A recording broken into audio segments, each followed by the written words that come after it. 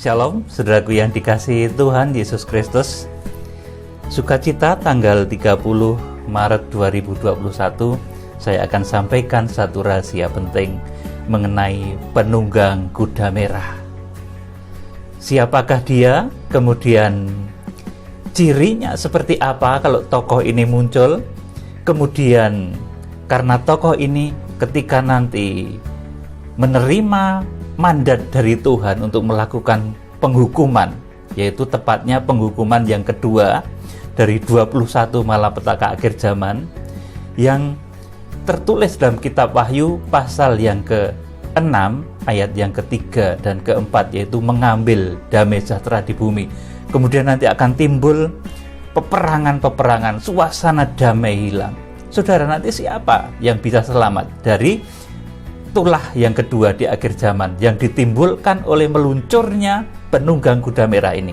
Saudara, kita akan membaca dulu Wahyu pasal yang ke-6 ayat 3 sampai ke-4.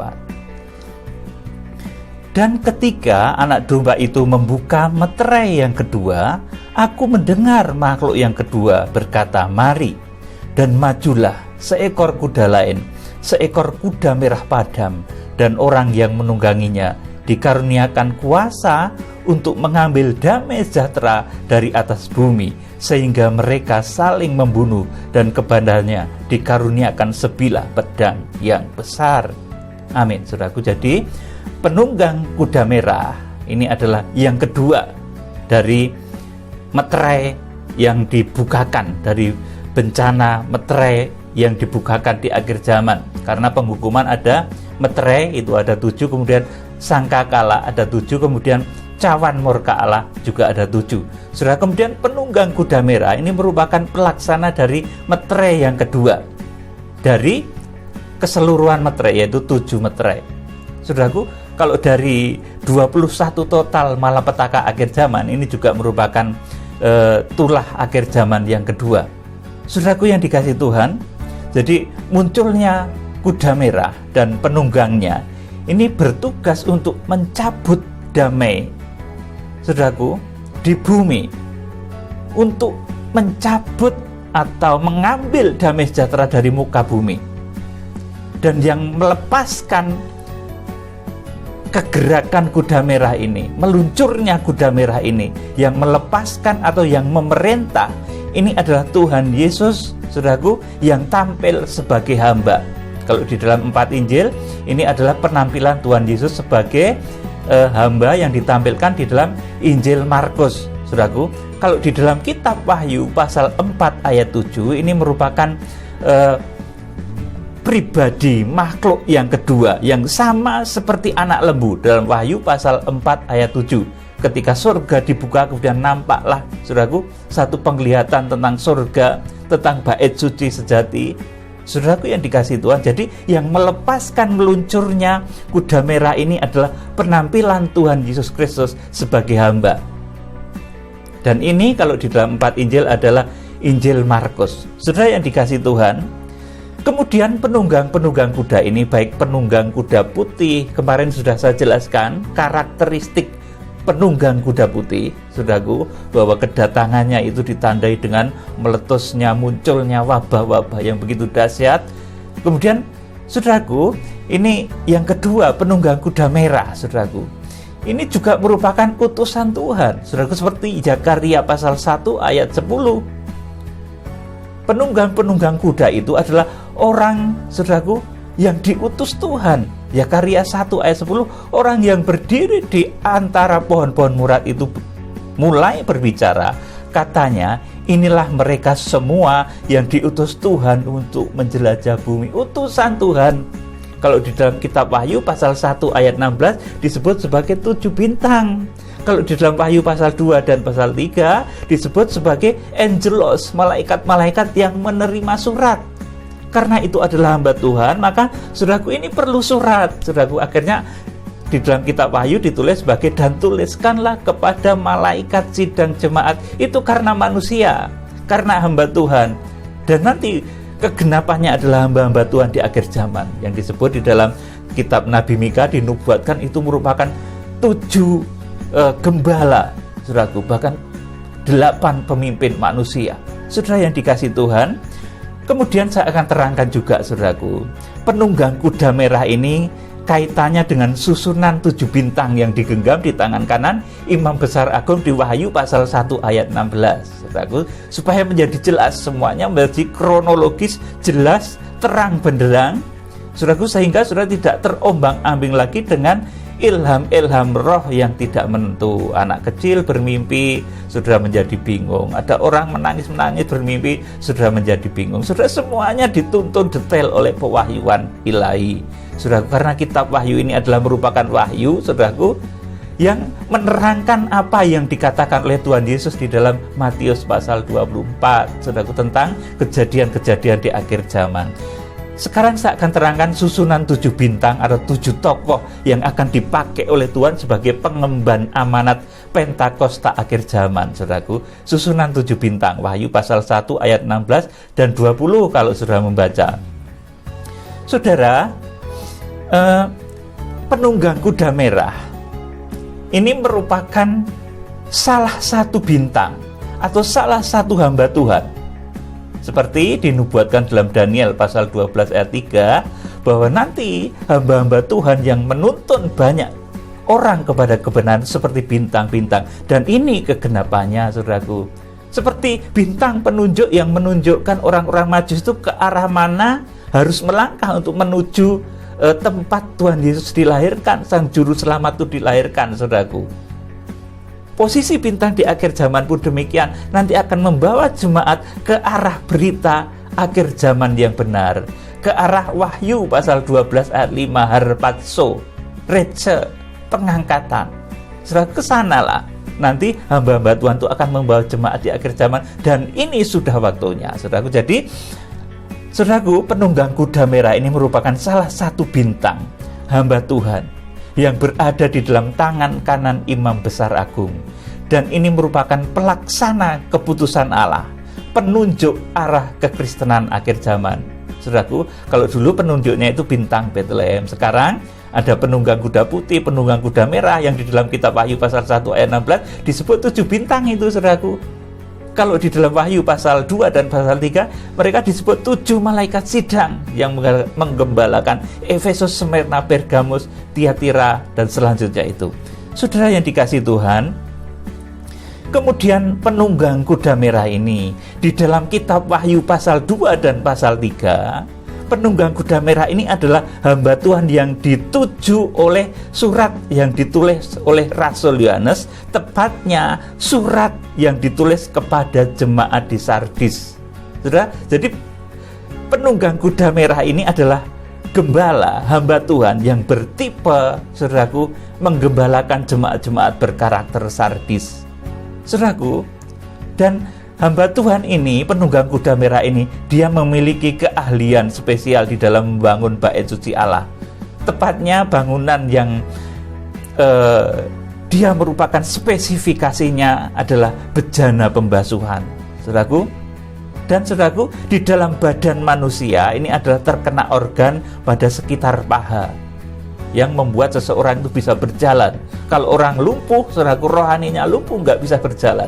Orang lumpuh secara jasmani, syaraf-syaraf di pahanya itu terkena satu penyakit, saudaraku, maka orang itu menjadi lumpuh, saudaraku. Dan tokoh ini merupakan ahlinya untuk menyembuhkan penyakit jasmani, baik kelumpuhan secara rohani, orang harus didorong-dorong kalau ibadah itu lumpuh secara rohani, saudaraku. Kalau secara jasmani ya, saudaraku, orang-orang yang lumpuh betulan itu, saudaraku. Dan tokoh ini memiliki keahlian untuk menyembuhkan penyakit-penyakit yang berkaitan dengan bejana pembasuhan, karena dia pakarnya pembangunan bejana pembasuhan di dalam bait suci Allah, sebagaimana jemaat di Sardis ini jatuh di dalam bejana pembasuhan, saudaraku, jatuh di dalam kematian dan kebangkitan palsu, seolah-olah itu hebat tetapi ternyata dia palsu, saudaraku. Kehebatannya itu cuma di luar saja, saudaraku, di dalamnya hampa, kosong, saudaraku, tanpa ditandai kekuatan Tuhan. Saudara yang dikasih Tuhan, jadi di dalam badan manusia ini terkena organ sekitar paha. Kalau paha saudara mengalami kelemahan, saudara lumpuh, saudaraku, ini tokoh ini nanti yang akan mampu saudaraku, menyembuhkan penyakit-penyakit baik jasmani maupun rohani. Saudara yang dikasih Tuhan, di mana jemaat Sardis, saudaraku, tipe jemaat Sardis ini jatuh di dalam kematian dan kebangkitan palsu. Wahyu pasal 3 ayat yang ke-6. Saudara, penunggang kuda merah ini kemudian di dalam kitab Wahyu pasal yang ke-6, tokoh ini disebutlah sebagai si penunggang kuda merah yang diberi tugas oleh Tuhan untuk mencabut damai di bumi. Tuhan yang memberi damai sejahtera. Tapi ketika damai sejahtera itu tidak dihargai lagi, orang semakin ganas, semakin brutal, tidak mengenal kata damai, maka justru Tuhan akan menghukum dunia dengan dicabutnya damai sejahtera. Dan ini tokoh yang melakukannya nanti adalah penunggang kuda merah. Jadi kalau penunggang kuda merah ini mulai muncul, sekalipun kitab Wahyu pasal 6 ayat 3 sampai 4 ini belum digenapi, mulai muncul di dalam genggaman tangan kanan Imam Besar Agung, nanti tandanya dunia ini akan kehilangan damai sejahtera, saudaraku. Ada aura seperti orang saling membenci, saling marah, saudaraku. Kebencian antar etnis, kebencian yang berlatar belakang agamis, saudaraku. Jadi hal-hal semacam ini nanti akan terasa auranya begitu mencekam, merebak di mana-mana. Kalau saudara merasakan saat ini, saudaraku, terjadi kebencian etnis semacam di Amerika, terjadi kebencian etnis terhadap orang-orang Asia, bahkan di negara-negara Eropa juga begitu, saudaraku, karena dituduh sebagai pembawa virus COVID dan lain sebagainya. Nah, nanti semakin menjadi-jadi hal yang semacam ini ketika tokoh ini dimunculkan dalam genggam tangan Imam Besar Agung. Wahyu pasal 1 ayat 16. Saudaraku yang dikasih Tuhan, jadi di dalam kitab Wahyu pasal 6, tokoh inilah yang disebut sebagai penunggang kuda merah yang diberi tugas oleh Tuhan untuk mencabut damai di bumi karena penolakan manusia terhadap darah Kristus yang mendamaikan. Jadi kalau pengorbanan Tuhan Yesus, Dia yang mencontohkan pendamaian, Dia yang suka, yang memberikan teladan pendamaian, bahkan memberikan dirinya untuk memperdamaikan manusia, itu sudah ditolak. Manusia sudah lebih suka beringas, lebih suka saling memerangi, maka justru nanti damai sejahtera itu akan diangkat. Yes. Kemudian timbullah benturan-benturan, peperangan-peperangan, saudaraku.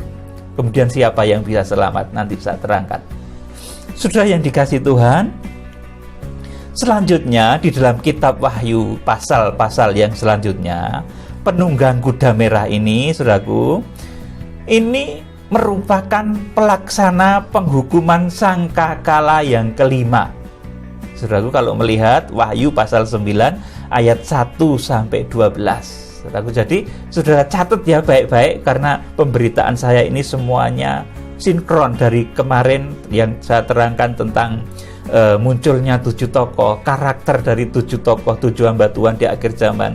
Saudaraku, ini semuanya sinkron, saudaraku.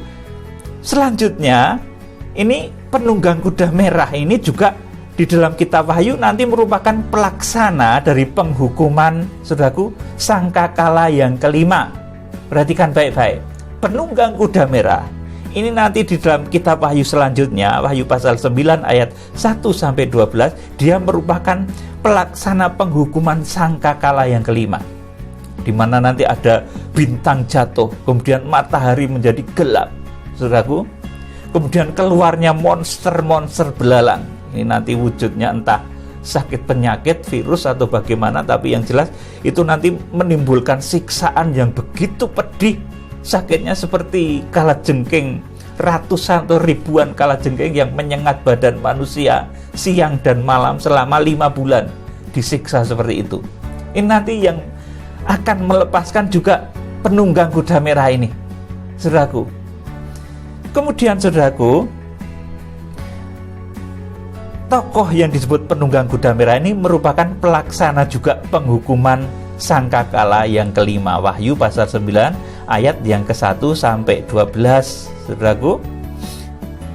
Dan ini, saudaraku, nanti gereja masih di bumi, belum harpazo. Karena nanti ketika tokoh ini melakukan penghukuman sangkakala yang kelima, itu gereja masih berada di antara manusia, masih menyembah bersama-sama. Bahasa saya ini, saudaraku, merupakan masa kandungan gereja Tuhan, yang waktunya juga adalah 9 bulan nanti menjelang Harpazo. Jadi 9 bulan sebelum Harpazo itu akan ada masa kandungan gereja Tuhan, di mana gereja Tuhan di seluruh penjuru bumi nanti menyembah di dalam roh dan kebenaran, bersatu utuh juga dengan gereja asal bangsa Israel, nanti bersatu utuh. Saat itulah saat yang disebut kandungan gereja Tuhan. Menjelang Harpazo itu ada saat yang disebut saat kandungan gereja Tuhan, saudaraku, yang lamanya 9 bulan. Sesudah Harpazo itu selesai, sesudah masa kandungan gereja Tuhan itu selesai, yang waktunya adalah 9 bulan, kemudian Wahyu pasal 12 itu digenapi. Tampak tanda besar di langit, seorang perempuan yang berselubukan matahari, bulan, dan bintang, sedang mengandung. Sudah kemudian di Wahyu pasal 12 ayat yang kelima, melahirkan seorang anak laki-laki, kemudian Harpazo. Saudaraku, jadi ketika hukuman sangkakala yang kelima ini terjadi, Wahyu pasal 9 ayat 1 sampai 12, ini gereja masih di bumi, saudaraku. Saudara tenang saja. Makanya kalau sudah mengerti rahasia kitab Wahyu, saudara tidak akan terombang-ambingkan oleh berita-berita ilham roh yang tidak jelas. Saudaraku yang dikasih Tuhan, selanjutnya, saudaraku, di dalam Wahyu pasal yang ke-16, tugas lanjut dari si penunggang kuda merah ini adalah pelaksana hukuman cawan yang kelima. Ini cawan yang kelima ini tertulis dalam kitab Wahyu pasal 16 ayat 10 dan 11. Nah, ini setelah Harpazo, saudaraku. Jadi setelah Harpazo, tokoh-tokoh ini masih bekerja di dalam tubuh astralnya, di dalam tubuh kemuliaannya, masih bekerja. Saudaraku, ini satu rahasia yang luar biasa sekali, saudaraku. Jadi nanti saya terangkan ini hubungannya seperti apa. Saudara yang dikasihi Tuhan, jadi tokoh penunggang kuda merah ini merupakan pelaksana juga dari penghukuman cawan murka Allah yang kelima. Wahyu pasal 16 ayat 10 sampai 11. Saudaraku, yaitu yang wujudnya adalah gelap gulita. Ini kalau pada zaman Nabi Musa ini adalah tulah ke-9, saudaraku. Dan ini kalau di akhir zaman nanti yang melaksanakan adalah saudaraku, si penunggang kuda merah, yang juga merupakan pelaksana penghukuman sangkakala yang kelima, yang juga merupakan pelaksana penghukuman cawan murka Allah yang kelima, yaitu gelap gulita. Saudara, kemudian saya beritahu saudara, asal tokoh si penunggang kuda merah ini adalah dari Eropa. Kalau ini dari pewahyuan, saudaraku, dan nanti juga ayatnya pun juga ada, saudaraku. Jadi saudara benar-benar tahu, tokoh penunggang kuda merah ini berasal dari Eropa, hamba Tuhan dari Eropa. Saya tidak menyebut itu dari Belanda atau dari Inggris mungkin, atau dari Prancis, saudaraku, atau dari negara lain. Saudaraku, saya tidak mau menyebut hal itu, tetapi ini nanti akan digenapi. Oleh karena itu, di Eropa sekarang ini, saudaraku, terjadi semacam kelemahannya jemaat yang di Sardis tadi. Gereja itu seolah-olah terjebak dalam kematian dan kebangkitan palsu, saudaraku. Jadi, saudaraku yang dikasihi Tuhan, munculnya penunggang kuda merah ini adalah tokoh hamba Tuhan, bintang yang digenggam di tangan kanan Allah, yang berasal dari Eropa. Saya tidak sebut itu dari Belanda, dari Inggris, dari mana. Tapi nanti ketika rencana Tuhan digenapi, nanti semuanya akan terjadi. Saudara yang dikasihi Tuhan, kita akan membaca, saudaraku, Yesaya, kalau kompletnya pasal 49 ayat 12 sampai 22, tetapi saya akan bacakan ayat 11 sampai 13 saja, saudaraku. Ini perikopnya, saudaraku, hamba Tuhan sebagai terang di tengah bangsa-bangsa. Ini menunjuk kepada nanti hamba-hamba Tuhan di akhir zaman, yang merupakan bintang-bintang di akhir zaman. 7 bintang yang digenggam di tangan kanan Imam Besar Agung. Wahyu pasal 1 ayat 16, saudaraku. Yesaya 49 ayat 11 sampai 13. Aku akan membuat segala gunungku menjadi jalan, dan segala jalan rayaku akan kuratakan. Lihat, ada orang yang datang dari jauh, ada dari utara. Saudaraku, utaranya Israel itu sekitar Eropa. Saudara, kemudian dari barat. Baratnya ini ketika nubuatan terjadi ini, maka di daerah benua Amerika, saudaraku. Kemudian dan dari tanah Sinim ini China, saudaraku. Dalam bahasa lain, ini adalah negeri China. Jadi hamba-hamba Tuhan itu ada yang muncul dari, saudaraku, datang dari jauh, ada dari utara, dari Eropa, ada yang datang dari, saudaraku, tanah Sinim, dari China. Jadi nanti saya terangkan, ketika saya menerangkan kuda hitam, nanti hamba Tuhan itu dari China, saudaraku. Luar biasa. Saudaraku yang dikasihi Tuhan, ayat 13, bersorak-sorailah hai langit, bersorak-sorailah hai bumi, sebab bergembiralah dan dengan sorak-sorai hai gunung-gunung, sebab Tuhan menghibur umatnya dan menyayangi orang-orangnya yang tertindas. Amin, saudaraku. Jadi ketika nanti Tuhan itu kembali lagi menjangkau bangsa Israel, saudaraku, karena sampai saat ini sebagian besar bangsa Israel itu masih menolak Tuhan Yesus. Nanti ketika kegerakan kuda putih, kuda merah, kuda hitam, kemudian kuda kelabu, saudaraku, meterai-meterai itu dibuka, saudaraku, maka Israel nanti akan menerima Kristus Mesias di dalam satu tubuh Kristus. Kemudian sesudah itu terjadilah yang saya sebut tadi sebagai masa kandungan gereja Tuhan, jadi gereja bersatu. Saudaraku yang dikasihi Tuhan, kemudian siapa yang bisa terhindar dari malapetaka yang nanti meluncur akibat nubuatan penunggang kuda merah atau guruh yang dari Eropa ini, saudaraku, yang dimana ketika dia bernubuat nanti akan membuat damai sejahtera hilang, peperangan-peperangan terjadi, kebencian-kebencian antar etnis terjadi. Saudaraku, peperangan-peperangan etnis kemudian yang berlatar belakang macam-macam, saudaraku, politik, ekonomi, agama, saudaraku, bersatu nanti di dalam satu situasi di mana dunia kehilangan damai sejahtera. Siapa yang bisa terhindar dari bahaya yang ditimbulkan oleh malapetaka hilangnya damai sejahtera ini, saudaraku? Ini adalah orang-orang yang menghargai pendamaian, orang-orang yang bisa hidup damai, orang-orang yang menghargai darah Kristus yang mendamaikan dunia, orang-orang yang menjunjung tinggi perdamaian, tidak sedikit-sedikit bertengkar, sedikit-sedikit saling tuntut, saling menyerahkan di pengadilan, saudaraku. Saudara, memang untuk didamaikan itu sakit, saudaraku. Untuk bisa berdamai, hidup berdamai itu sakit, karena harus ada salah satu yang mengalah. Yang benar, saudaraku, harus mengampuni, betul-betul mengampuni. Tetapi yang salah, ini juga jangan mengulang-ulangi lagi kesalahannya. Ini pendamaian, makanya pendamaian itu berat, saudaraku. Dan untuk terjadinya pendamaian ini bahkan Tuhan rela turun ke bumi, mencucurkan darahnya untuk terjadinya pendamaian sejati. Saudaraku yang dikasihi Tuhan, jadi saudara, untuk didamaikan itu memang berat, karena harus ada yang mengalah.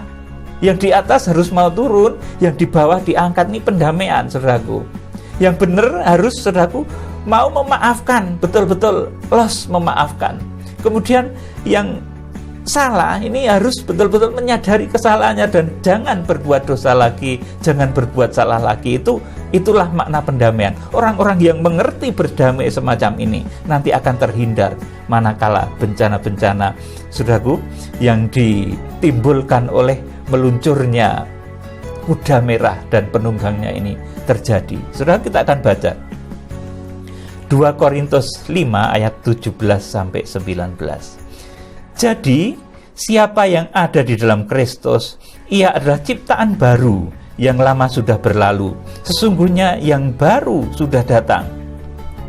Dan semuanya ini dari Allah, yang dengan perantaraan Kristus telah mendamaikan kita dengan dirinya, yang telah mempercayakan pelayanan pendamaian itu kepada kami. Sebab Allah mendamaikan dunia dengan dirinya oleh Kristus dengan tidak memperhitungkan pelanggaran mereka. Ia telah mempercayakan berita pendamaian itu kepada kami. Saudara, jadi yang akan selamat adalah orang-orang yang mau berdamai. yang mau menerima berita pendamaian. Jangan sedikit-sedikit bertengkar, berbeda pandangan sedikit bertengkar, akhirnya bermusuhan, saudaraku. Berdamai, saudaraku. Damai itu sangat indah, saudaraku. Jadi orang-orang yang didamaikan nanti akan terhindar dari bencana yang timbul karena meluncurnya kuda merah. Saudaraku, didamaikan itu apa tuh, saudaraku? Seperti tadi saya katakan, yang pertama, yang benar mau merendahkan diri untuk menerima yang salah dengan tulus, saudaraku. Kemudian yang salah ini bertobat dan tidak mengulangi lagi kesalahannya. Inilah berdamai, saudaraku.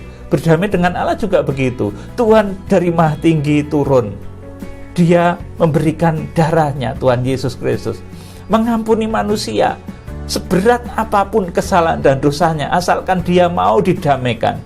Dia tidak dihitung lagi pelanggaran-pelanggaran dan dosanya. Saudaraku, itulah yang maknanya pendamaian. Dia yang Maha Tinggi turun, kita yang penuh hina, kita yang berada di bawah ini diangkat, saudaraku, menjadi satu, saudaraku. Orang yang hidup damai, mau mengampuni, saudaraku, akan terhindar dari bahaya bencana yang ditimbulkan oleh meluncurnya kuda merah. Jadi nanti kalau peperangan itu terjadi, peluru berdesingan ke sana kemari, saudaraku. Orang yang cinta damai, yang menghargai cucuran darah Kristus yang mendamaikan, peluru itu nanti tidak akan nyasar ke situ, saudaraku. Peluru tidak akan nyasar ke tanganmu, bahkan ke rambutmu sekalipun tidak, karena sudah diproyeksikan oleh Tuhan menjadi mempelainya, terangkat hidup-hidup. Tapi orang yang tidak cinta damai, saudaraku, di tempat yang paling aman pun nanti kebetulan pecahan roket itu bisa menimpa, saudaraku.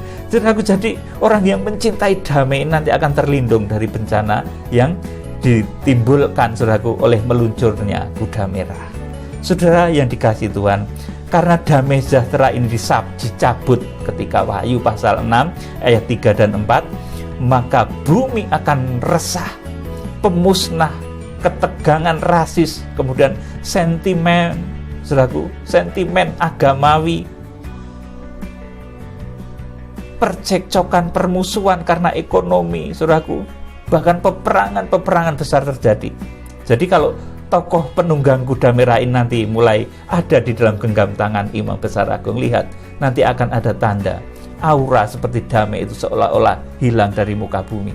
Sedikit-sedikit nanti manusia saling marah, saling curiga, saling benci, saling berkelahi, saling bunuh. Ini tanda munculnya, saudaraku, tokoh yang dari Eropa, bintang dari Eropa, saudaraku, si penunggang kuda merah. Saudaraku, kiranya Tuhan memberkati saudara, dan yang akan terhindar dari bencana yang timbul karena meluncurnya kuda merah tadi adalah orang-orang yang mau menerima kuasa pendamaian oleh darah Kristus. Dia akan terhindar dimanapun saudara, di daerah konflik sekalipun, di Amerika, di Timur Tengah, di China, di daerah konflik sekalipun. Kalau saudara menghargai kuasa pendamaian oleh darah Kristus, saudara akan diluputkan dan saudara diproyeksikan menjadi mempelai wanita anak domba Allah. Salam penuaian, Tuhan Yesus Kristus, Imam Besar Agung, memberkati saudara. Haleluya.